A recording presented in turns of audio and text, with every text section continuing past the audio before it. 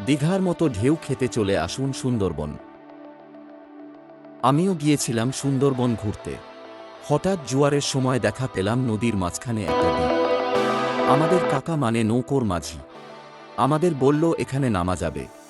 তাই আমরাও দেরি না করে নেমে গেলাম ভয়ঙ্কর সুন্দর এক মুহূর্তের সাক্ষী হতে। আপনারাও একবার আসুন, খুব ভালো লাগবে।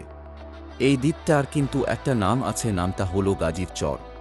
এই দ্বীপে আসতে হবে কাঁটামারি বাজার অথবা কৈখালী। সেখানে থেকে বোটে করে যেতে হবে এই গাজীর চর।